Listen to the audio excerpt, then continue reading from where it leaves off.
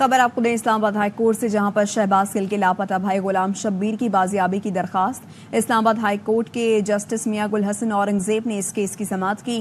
بات کریں گے حسین احمد چودھری ہمارے ساتھ موجود ہیں، آگاہ کیجیے حسین۔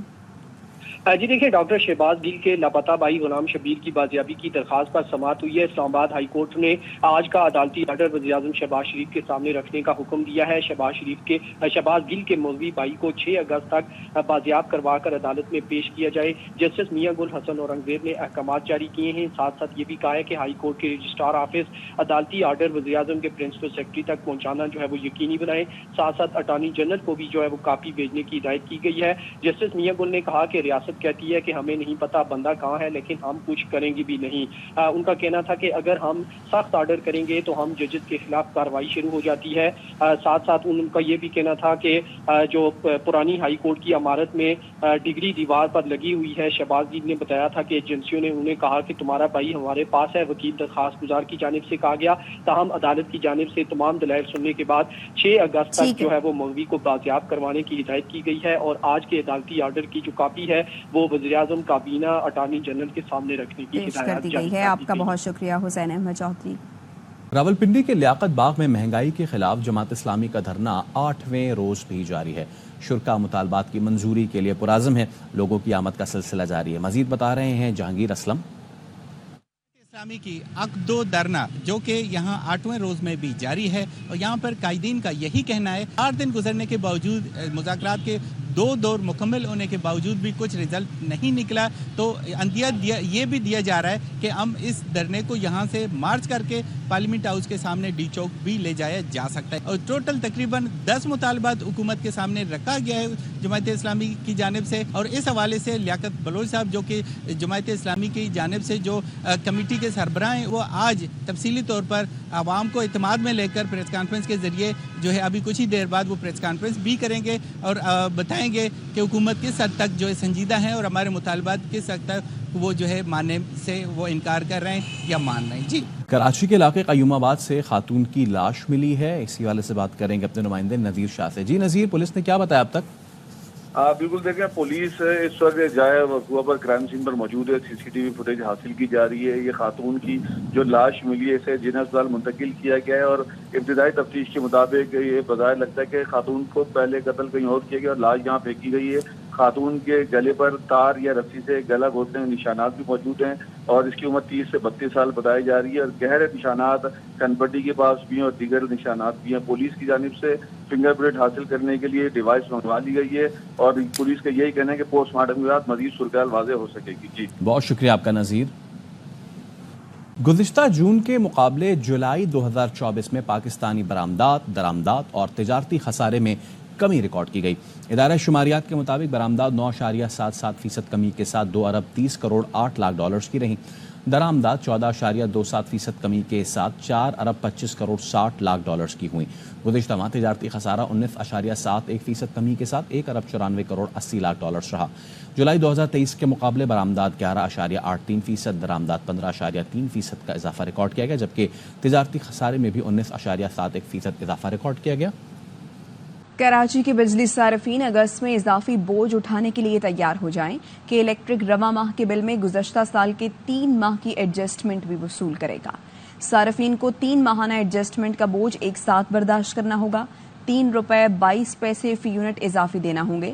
نیپرا نوٹیفیکیشن میں کہا گیا ہے کہ صارفین اگست 2023 کی ایڈجسٹمنٹ میں 66 پیسے دیں گے۔ گزشتہ برس نومبر کی ایڈجسٹمنٹ کی مد میں 1 روپے 77 پیسے فی یونٹ اور دسمبر کی ایڈجسٹمنٹ کی مد میں 79 پیسے فی یونٹ اضافی دینا ہوں گے۔ صارفین کو جنوری تا مارچ 2024 ایڈجسٹمنٹ کا بوجھ بھی اٹھانا پڑے گا۔ جنوری تا مارچ 2024 ایڈجسٹمنٹ کی مد میں 93 پیسے دینا ہوں گے۔ کہ الیکٹرک کا مئی اور جون 2024 کی ایڈجسٹمنٹ کا فیصلہ آنا باقی ہے۔ کہ الیکٹرک نے مئی کے لیے 2 روپے 53 پیسے فی یونٹ کا اضافہ مانگا ہے اور جون میں 2 روپے 92 پیسے فی یونٹ کا اضافہ مانگا گیا ہے۔ آئی پی پیز کے مسئلے پر صدر آصف علی زرداری سے تاجروں کی ملاقات۔ سابق نگراں وزیر گوہر اعجاز کی قیادت میں تاجروں نے صدر سے ملاقات کی۔ صدر نے کہا کہ کیپیسٹی چارجز کا متفقہ حل تیار کیا جائے تاکہ کسی فریق کا نقصان نہ ہو۔ صدر نے کہا کہ کیپیسٹی چارجز کے قابل عمل حل کے تاجر برادری کمیٹی تشکیل دے۔ کمیٹی مسئلے کے حل کے لیے صدر کے دفتر کے ساتھ مل کر کام کرے۔ گوہر اعجاز نے کہا مہنگائی میں کمی لانے کے لیے توانائی شعبے میں اصلاحات کی ضرورت ہے۔ صدر سے درخواست ہے توانائی کی قیمتوں کے معاملے میں مداخلت کریں، صنعتوں کاروباری اداروں کو درپیش مسائل کے حل میں کردار ادا کریں۔ راولپنڈی میں لیاقت باغ کے مقام پر جاری جماعت اسلامی کا دھرنا 8ویں روز میں داخل ہو گیا۔ صبح ہوتے ہی دھرنے کے شرکا نے دوبارہ کمر کس لی ہے۔ مزید جانتے ہیں اپنے نمائندے غلام اویس سے۔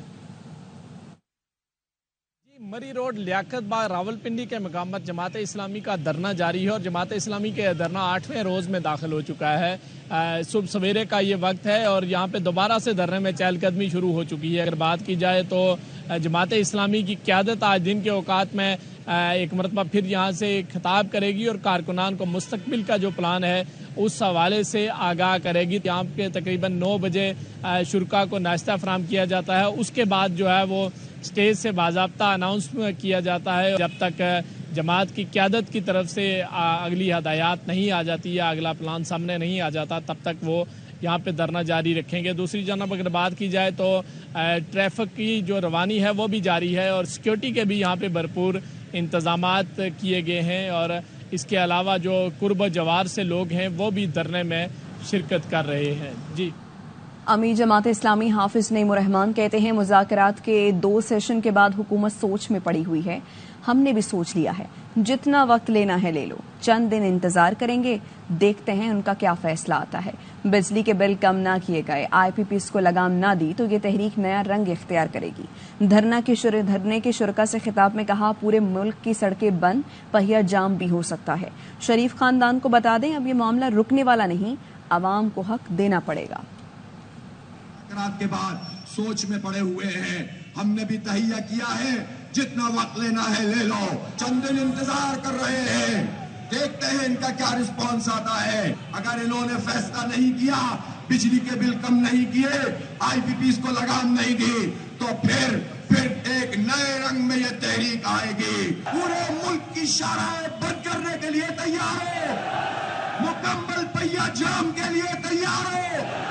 شہباز شریف سن لو، بڑے بھائی کو بھی سنا دو، بھتیجی کو بھی بتا دو، بڑے بھائی کے سمجھی کو بھی بتا دو، فیملی انٹرپرائزز سب کے سب کو بتا دو کہ اب یہ معاملہ رکے گا نہیں، تمہیں حق دینا پڑے گا، اپنی شاہ خرچیاں کم کرنی پڑیں گی۔ تو آپ کو بتائیں کہ اسماعیل ہنیہ کو آج قطر کے دارالحکومت دوحہ میں سپرد خاک کیا جائے گا۔ اسماعیل ہنیہ کی نماز جنازہ دوحہ میں ادا کی جائے گی اور ادا کرنے کے بعد امام محمد بن عبد الوہاب مسجد میں ان کو نماز جنازہ ادا کی جائے گی، تدفین کے قبرستان میں ان کی ہوگی۔ اس سے پہلے تہران میں اسماعیل ہنیہ کی نماز جنازہ ادا کی گئی تھی اور نماز جنازہ ایران کے سپریم لیڈر آیت اللہ خامنائی نے پڑھائی۔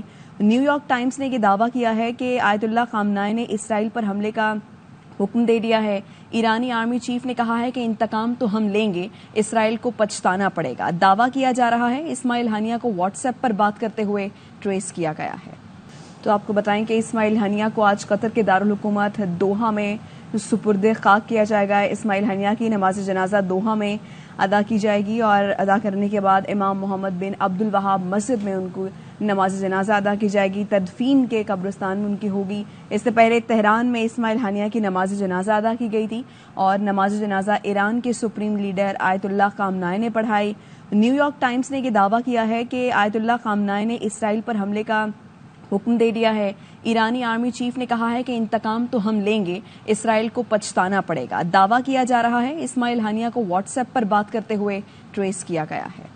حزب اللہ کے سینئر ترین کمانڈر فواد شکر اسرائیلی حملے میں شہید ہو گئے۔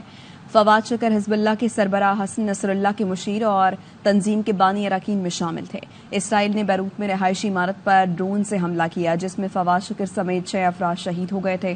حسن نصر اللہ نے اسرائیل سے بدلہ لینے کا اعلان کیا ہے۔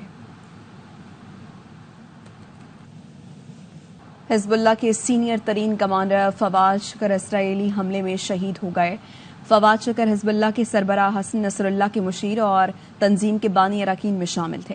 اسرائیل نے بیروت میں رہائشی عمارت پر ڈرون سے حملہ کیا جس میں فواد شکر سمیت 6 افراد شہید ہو گئے تھے. حسن نصر اللہ نے اسرائیل سے بدلہ لینے کا اعلان کیا ہے. پاکستان کا اسماعیل ہنیہ کی شہادت پر آج یوم سوگ منانے کا اعلان. نماز جنازہ کے بعد ملک بھر میں غائبانہ نماز جنازہ ادا کی جائے گی.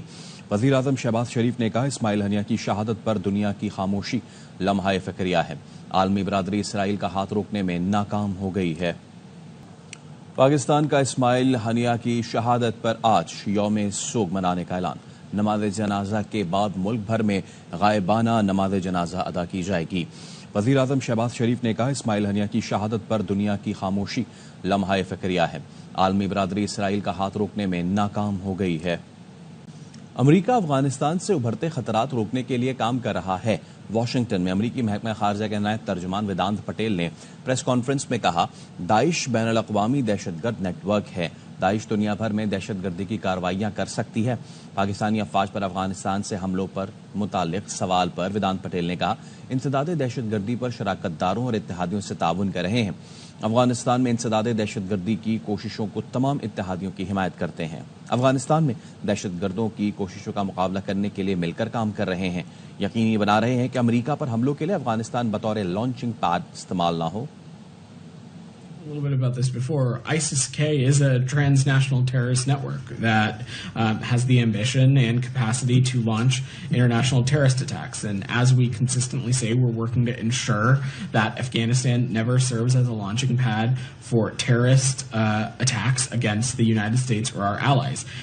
We are taking a whole-of-government approach to our Afghanistan counterterrorism efforts. We are cooperating with partners and allies, including in the immediate region, and we're working vigilantly to prevent the reemergence of external threats from Afghanistan, including by working with partners to counteract terrorist recruitment efforts as well. First, as it relates to the news that you mentioned out of Canada, I would refer you to the Canadian government to comment on issues that are happening within their law enforcement system. As we have said before, we continue to expect accountability from the government of India in relation to the alleged role of an Indian government employee in the failed attempt to assassinate a U.S. citizen on U.S. soil that occurred last summer. And we continue to raise our concerns directly with the Indian government at senior levels.